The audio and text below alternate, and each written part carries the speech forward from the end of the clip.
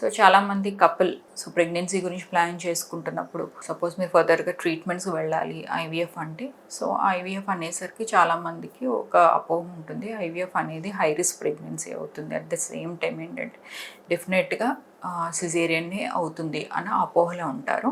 Hello everyone, నేను మీ doctor Ashwini, infertility specialist, 49 Rajahmundry branch.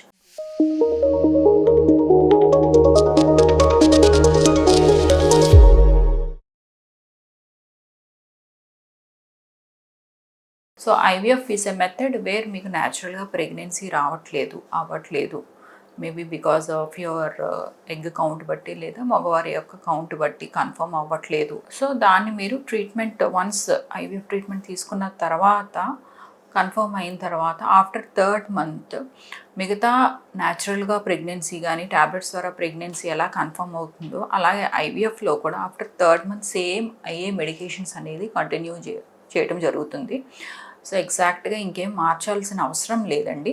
But ఒక్కొక్కసారి ఏంటంటే ప్రెగ్నెన్సీలో కొంతమందికి ఇండికేటెడ్గా ఆటో ఇమ్యూన్ డిజీజెస్ ఉన్నా లేదా యాప్లా సిండ్రోమ్ కానీ ఇలాంటివి ఏమన్నా ఉన్నా వాళ్ళకి డెఫినెట్గా కొంతవరకు ఎక్స్ట్రా సపోర్ట్ ఇవ్వాల్సి ఉంటుంది, అది న్యాచురల్గా వచ్చినా ఆర్ ఐవీఎఫ్లో అన్నది. సో ఇది ఎక్స్ట్రాగా మనం ఇవ్వాల్సిన కంపల్సరీగా ఐవీఎఫ్లో అయితే డెఫినెట్గా మెడికేషన్ అనేది ఇవ్వాలి అనేమీ లేదు. సో ప్రెగ్నెన్సీ అనేది ఒక న్యాచురల్ ప్రెగ్నెన్సీ వాళ్ళలో ఎలాంటి రిస్క్స్ ఉంటాయో సేమ్ అదే రిస్క్ ఉంటుంది, ఎక్స్ట్రా రిస్క్ అనేది ఉంటుంది. బట్ డెఫినెట్గా 3rd మంత్ వరకు కొంతవరకు మెడికేషన్ అనేది న్యాచురల్ ప్రెగ్నెన్సీ వాళ్ళకంటే ఐవీఎఫ్లో కొంచెం ఎక్కువ సపోర్ట్ అనేది ఇవ్వాల్సి వస్తుంది.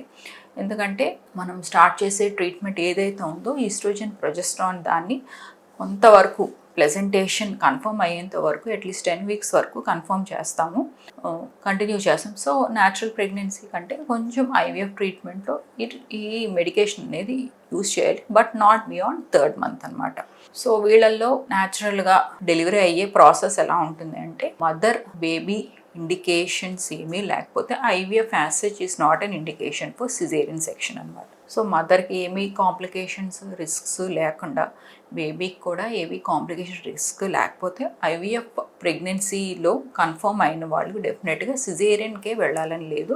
వాళ్ళు కూడా నార్మల్ న్యాచురల్గానే ప్రెగ్నెన్సీ నార్మల్ వాళ్ళకి ఎలా ఉంటుందో అలాగే డెలివరీ కూడా న్యాచురల్గా they can go head induce చేసుకోవచ్చు ఎర్లీగానే కావాలి అనుకుంటే. సో అన్ని రకాల మెడికేషన్ ఏవైతే మనము న్యాచురల్ డెలివరీ ప్రాసెస్లో వీళ్ళు కూడా అది తీసుకోవచ్చు. వాటర్ బర్త్ ఏదైతే ఉందో, ఎపిడ్యూరల్ అనెస్థీషియా ఏదైతే ఉందో, అట్ ద సేమ్ టైం అంటే ఇండక్షన్ కూడా వీళ్ళు తీసుకోవచ్చు, స్ట్రిప్పింగ్ అంటాం. సో ఈ మెథడ్స్ ద్వారా కూడా ఎర్లీగానే వీళ్ళకి డెలివరీ అవుతుంది అండ్ సేఫ్ డెలివరీ. సో కొంతవరకు ఎందుకు న్యాచురల్ ప్రెగ్నెన్సీ వాళ్ళకి ఐవీఎఫ్ ప్రెగ్నెన్సీలో ఎందుకు ఒక 5% ఛాన్స్ ఆఫ్ సిజేరియన్ ఎందుకు ఉంటుందంటే కొంచెం బేబీ బర్త్ వెయిట్ అనేది కొద్దిగా మోర్ దాన్ న్యాచురల్గా ప్రెగ్నెన్సీ కన్ఫర్మ్ అయిన వాళ్ళకి. సో వాళ్ళ యొక్క బర్త్ వెయిట్ బట్టి ఒకసారి బిగ్ బేబీస్ అయితే మనము బేబీ ఇండికేషన్ బట్టి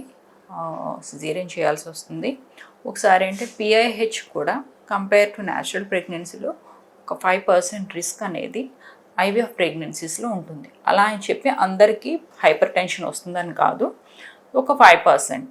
సో వీళ్ళలో ఏంటో మనం మానిటర్ చేసుకుంటూ ఒకవేళ బ్లడ్ ప్రెషర్ వాళ్ళు డెవలప్ చేసుకున్న ముందే మెడికేషన్తో కంటిన్యూ చేస్తూ బేబీ గ్రోత్ని మనము అల్ట్రాసౌండ్ స్కాన్స్ బట్టి దాన్ని బట్టి మనము వన్స్ 9th మంత్ క్రాస్ అయ్యాక ఇండ్యూస్ అనేది చేసుకుని నార్మల్గానే డెలివరీ అనేది వీళ్ళు ప్లాన్ చేసుకోవచ్చు. ఫర్దర్గా మీకు ఇంకా ఏమైనా డౌట్స్ ఉన్నా దీని మీద డెఫినెట్గా నన్ను రాజమండ్రి బ్రాంచ్లో కలిసి మీరు వెరిఫై చేసుకోవచ్చు. Thank you so much.